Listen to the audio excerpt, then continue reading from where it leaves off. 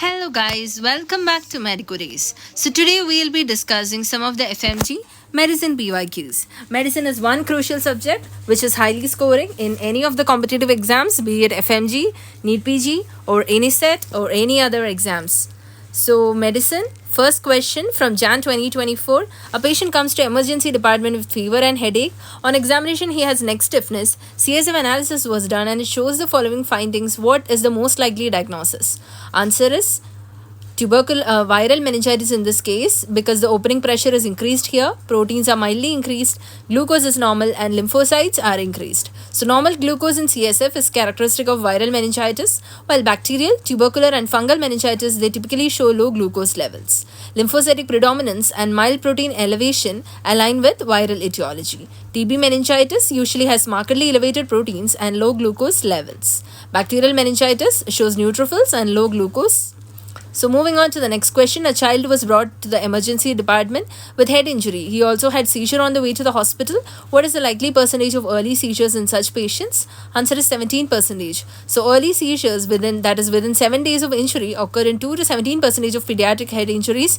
Children are more susceptible than adults because of the developing brains, and severe injuries correlate with higher seizure rates, up to 30 to 35% in children. Next question. A woman underwent surgery for a fracture of femur shaft. She has been on a cast for a month. Since yesterday, she developed sudden onset of breathlessness and chest pain. Chest examination is normal. Most probable diagnosis is pulmonary thromboembolism. So immunization is a key. Immobilization, like putting a cast, is a key risk factor for DVT, that is deep vein thrombosis, which can cause pulmonary embolism. Sudden dyspnea and chest pain with normal chest examination such as pulmonary embolism, not pneumonitis or pneumothorax. DVT is the precursor, but symptoms indicate embolization to lungs.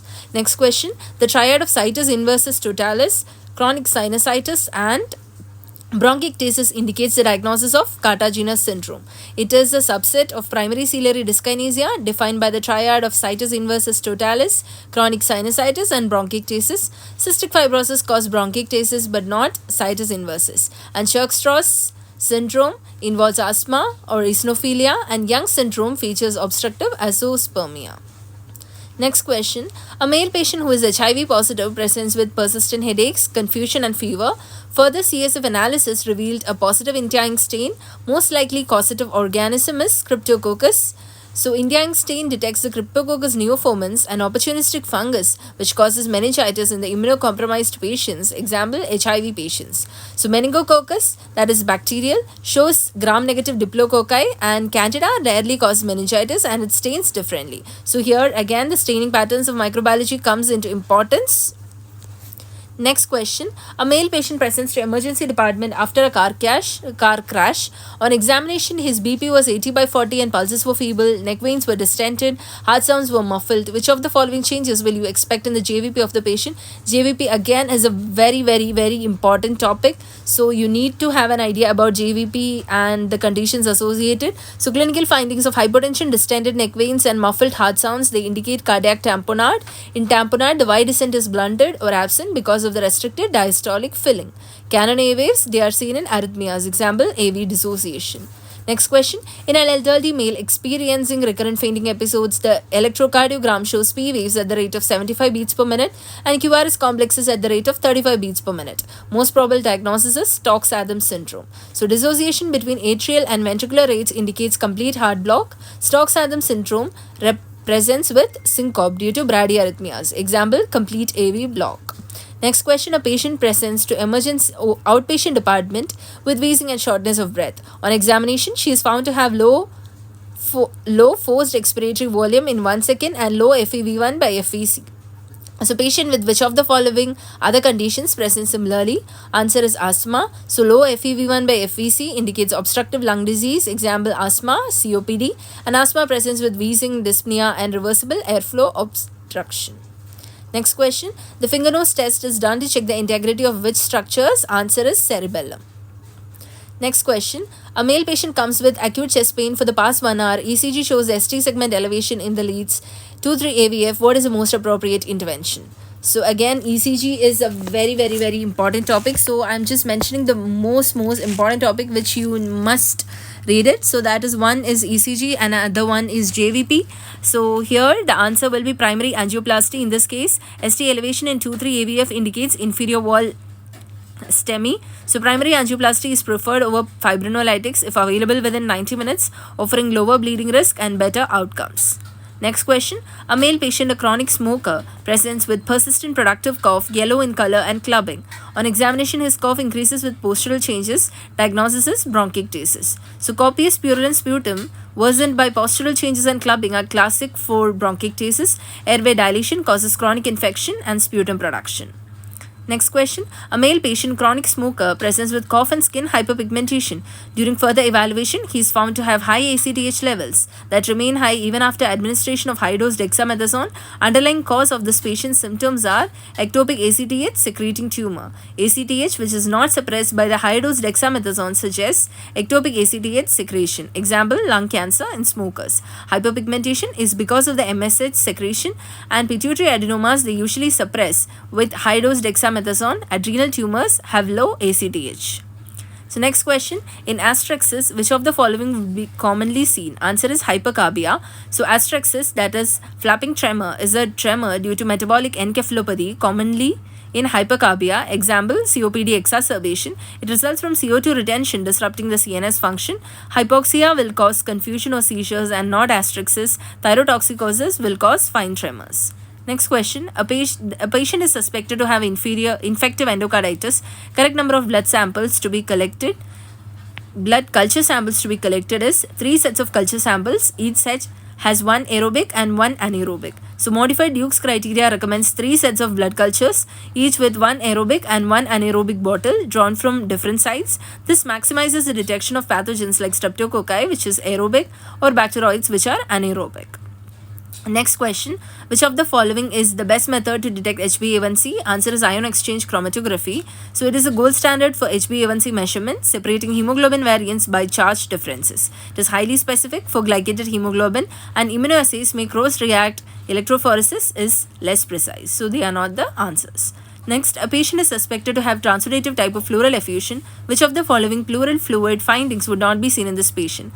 Answer, high fibrin in pleural fluid. So transudates, example in heart failure, they have low protein, low specific gravity and low cellularity of fibrin. High fibrin is characteristic of exudates, example infection or malignancy due to the increased vascular permeability.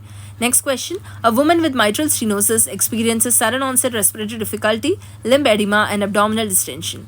Likely clinical diagnosis is pulmonary edema. So mitral stenosis causes left atrial hypertension leading to pulmonary venous congestion and edema. Symptoms acute dyspnea align with pulmonary edema. So limb edema or abdominal distension suggests right heart failure. Pulmonary embolism is less directly linked to mitral stenosis. Next question. A patient with a non-history of lung cancer presents with darkening of the creases in their palms and soles.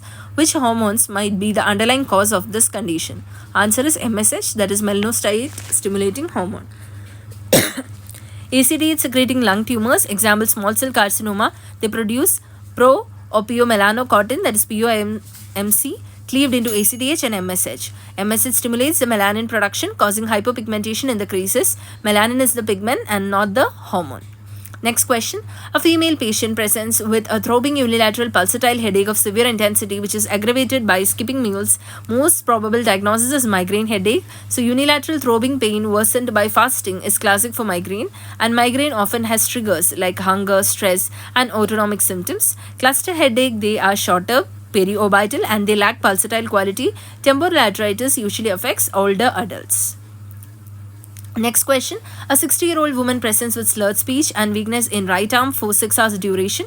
The weakness gradually becomes lesser and resolves. She is a known case of diabetes and hypertension. What is the probable diagnosis of this case? Answer, transient ischemic attack. So focal neurological deficits like speech or arm weakness resolving within 24 hours define a transient ischemic attack. They are vascular refills often in patients with diabetes or hypertension. Ischemic stroke symptoms, they persist usually for more than 24 hours, and neuropathies are not transient or focal. Next question. A 30-year-old male is admitted to the hospital with complaints of fever and cough since 4 days. He is oriented to time, place and person. His respiratory rate is 35 per minute, BP is 130 by 90 and serum urea is found to be within normal limits. What is the curb 65 score in this patient? So answer is 1. Curb 65 criteria includes confusion, then urea more than 7 millimoles per liter, respiratory rate of more than or equal to 30 per minute, BP less than 90 by 60 and age more than or equal to 65 years. So in this case, only respiratory rate more than or equal to 30 per minute is present, and so it scores 1 point, and so 1 is the answer here. So recently there has been a change made, like where urea has been removed so that the diagnosis of pneumonia can be made completely clinically itself. So next question. A male patient complains of loss of appetite and dysphagia. He lost around significant amount of weight in the last few months. The clinician suspects an esophageal condition. What is the gold standard investigation? Answer: upper GI endoscopy. So endoscopy allows direct visualization and biopsy for diagnosing esophageal cancer.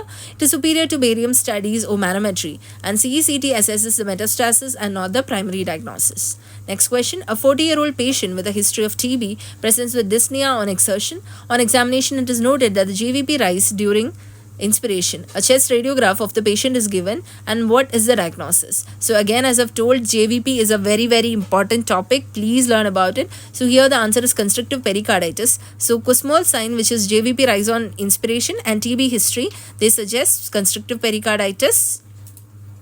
And in case of tamponade, there will be pulsus paradoxus and not Kussmaul sign. So next question. A 60-year-old bedridden patient develops acute onset dyspnea and chest pain. CT pulmonary angiography was done. Which investigation is considered the investigation of choice in this patient's condition? Answer: duplex ultrasound.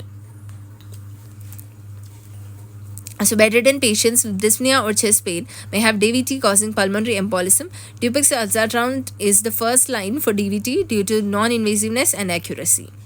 So moving on to the July 2024 PYQs. Drug of choice for gastrointestinal stromal tumor. Answer is imatinib. It is a tyrosine kinase inhibitor targeting the ABL, KIT or EGFR kinases. First line for GIST and chronic phase CML is imatinib, and the adverse effects are GI symptoms like diarrhea, nausea, fluid retention or edema, and other options like sunitinib, sorafenib and dasatinib. They are used in resistant cases or other malignancies. Next question. A 24-year-old female presents with fever, headache, ataxia, nausea, vomiting, neck rigidity and Brudzinski sign. CSF showed increased opening pressure, cloudy fluid, 85% nuclear leukocytes, glucose of 30 mg per deciliter, CSF or serum glucose ratio of 0.2 and protein of 200 mg per deciliter. So diagnosis here is bacterial meningitis because the CSF findings of increased polymorphonuclear leukocytes and decreased glucose level that is less than 40 mg per deciliter and increased proteins more than 45 mg per deciliter and cloudy fluid indicates bacterial etiology. And there's also a triad which is the fever, headache and neck rigidity. Brudzinski sign again supports meningitis, and in case of viral meningitis there will be normal glucose, and in case of tubercular meningitis there will be lymphocytic predominance. Now next question. A 68-year-old male with impending doom and palpitations has ECG showing ST elevation in V1 to V4. What is the diagnosis? Answer is anteroceptal MI. So again, as I've told, ECG is again a very important topic for any exam. It's a super important topic. ECG and JVP in medicine must be known. So here the answer is anteroceptal MI. ST elevation in V1 to V4 localizes to anteroceptal MI. An HIV patient with CD4 of 200 per mm cube has cough, fever and normal chest x-ray. Treatment is cotrimoxazole only. So pneumocystis jirovecii pneumonia is suspected due to CD4 less than 200 per mm cube and cough, fever and normal chest x-ray. Because of all this, it is most probably a case of pneumocystis jirovecii itself, and cotrimoxazole is the first line for pneumocystis jirovecii pneumonia. Steroids are added only if PaO2 is less than 70 mm per Hg. Antitubercular treatment is for TB and not for PCP. Next, most common anemia in a 65-year-old male is iron deficiency anemia. It's the most common nutritional anemia globally and in India. Microcytic hypochromic anemia caused by blood loss, poor diet or malabsorption. And anemia of chronic disease is normocytic. Megaloblastic is macrocytic. Next question. A 47-year-old chronic alcoholic with confusion, agitation, and gait difficulty and horizontal nystagmus with alcohol consumption on the previous night. What is the next step? Answer is IV thiamine. So this is a case of Wernicke's encephalopathy because of thiamine deficiency in alcoholic patients. In IV thiamine must precede the glucose to prevent the worsening, and naltrexone and B12, they are incorrect options here. Next, earliest cardiac marker to rise after acute MI. Answer is myoglobin. It rises within 30 minutes because of the small size and rapid release. Troponin and CKMP, they rise a little later. Myoglobin lacks cardiac specificity, but troponin has high specificity. It is the gold standard. Next, a 5-month-old with fever, poor feeding, limb twitching, bulging fontanelle, and CSF showing gram-negative microbes, increased polymorphonuclear leukocytes, increased protein, and decreased glucose. Most common sequelae is sensory neural hearing loss. So again, bacterial meningitis is confirmed here by the CSF findings. So again, from this you can understand that meningitis is again a very important topic. So the type of meningitis, you need to be able to identify it. Meningitis is also an important topic. So bacterial meningitis is confirmed by the CSF findings. Sensory neural hearing loss is the most common neurological sequelae in infants. Hydrocephalus is less common, and cognitive issues, they are variable. Next, mechanism of ethosuximide for absent seizures. Answer is inhibition of the T-type calcium channels. So ethosuximide blocks the T-type calcium channels in thalamic neurons, suppressing the absent seizures. GABA modulators, example valproate, they are alternatives, and sodium channel blockers, example carbamazepine, they worsen the absent seizures. Next, CD4 count for Kaposi's sarcoma in HIV patient is less than 500 per microliter. So Kaposi's sarcoma, which is HHV-8 driven, occurs at CD4 less than 500 per microliter and is AIDS defining. Opportunistic infections, they typically occur at CD4 less than 200 per microliter, example PCP and toxoplasmosis. Next, post-spinal anesthesia headache versus with sitting, what is not advised? Answer is restricted water intake. So postdural puncture headache from CSF leak worsens with upright position, and hydration is required, and also caffeine will help to alleviate the symptoms. So water restriction is not advised. Epidural blood patch is definitive. Stool softeners, they prevent the straining. Next, young man with weakness, ptosis, and anterior mediastinal mass and acetylcholine receptor antibodies. What is the diagnosis? Answer is myasthenia gravis. So it is an autoimmune Fmge disorder with acetylcholine receptor antibodies and ptosis and thymoma, which is the anterior mediastinal mass.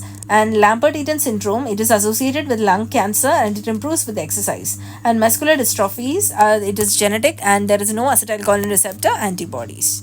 Next question, highest sensitivity test for myasthenia gravis is single fiber electromyography. It has more than 95% sensitivity for Fmge defects, and antibodies like acetylcholine receptor or MuSK are specific, but sensitivity is equal to 80%. Repetitive nerve stimulation has lower sensitivity.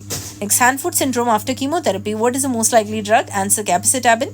It is an antimetabolite. It causes palmar-plantar erythrodysesthesia, that is hand-foot syndrome, and it presents as erythema, desquamation, or pain on palms or soles. Vincristine will cause neuropathy. Bleomycin will cause pulmonary fibrosis. Next question, a patient with TB history, dyspnea, distended neck veins, and pulsus paradoxus, cardiomegaly on chest x-ray. What is the diagnosis? Answer is cardiac tamponade. Again, cardiac tamponade is a very, very important question. Not only from medicine, it is a very important question from surgery point of view as well. So Beck's triad is the triad seen in cardiac tamponade, which includes hypertension, muffled heart sounds, and JV. And jugular veins distended. So pulsus paradoxus is more than 10 mm Hg is the key feature here. So Beck's triad, again, these three things are very, very important: hypertension, muffled heart sounds, and jugular vein dilation. And cardiac tamponade from pericardial effusion in TB history, and constrictive pericarditis will have Kussmaul sign and no pulsus paradoxus. Next, drug-induced hypoglycemia in a diabetic patient. What is the culprit? Answer is glimepiride. So sulfonylureas like glimepiride, they stimulate insulin secretion, causing hypoglycemia. Metformin, pioglitazone, and sitagliptin, they have low hypoglycemia risk. Next question, a chronic alcoholic who had last drink 3 days back now presents with tremors, hallucinations, and disorientation. Treatment is lorazepam plus thiamine. So delirium tremens from alcohol withdrawal. Benzodiazepines like lorazepam, they control agitation. Thiamine prevents Wernicke's, and antipsychotics like haloperidol alone lowers the seizure threshold. Next question, cerebral palsy child with worse residual weakness in legs or trunks than arms. So what is the diagnosis? Answer is spastic diplegia. So lower limbs are more affected than the upper limbs, and it is common in prematurity. Quadriplegia means all limbs are equally affected, and hemiplegia means that one side is affected. Next question, you are the intern posted in emergency department. You came across an ABG report given. What is the diagnosis? So ABG shows pH of 7.17, PCO2 of 25, PO2 of 176, sodium of 113, and potassium of 4.9. So answer is metabolic acidosis. Again, this metabolic acidosis or metabolic alkalosis, all this, these are very basic questions. So this kind of questions, please don't make it wrong. Next one, in a COPD patient, oxygen saturation is 86% at rest. Intervention improving the survival is long-term oxygen therapy. So when long-term oxygen therapy is given for more than 15 hours per day, it improves the survival in COPD patients with resting SpO2 of less than or equal to 88%. Steroids or phosphodiesterase inhibitors, they reduce the exacerbations but not the mortality. So that's it guys for this video. We've discussed all the FMG questions which had come up in both the exams which were conducted in 2024. I'll be coming up soon with more videos of similar content. So till then, stay tuned, and if you guys are interested in buying my Neetpg QBank book of 7 years, then the link is available in the description box, and if you require any coupon code, you can ask me in Telegram also. So guys, please do check out on that. Till I come back with my new video, stay tuned. Till then, bye.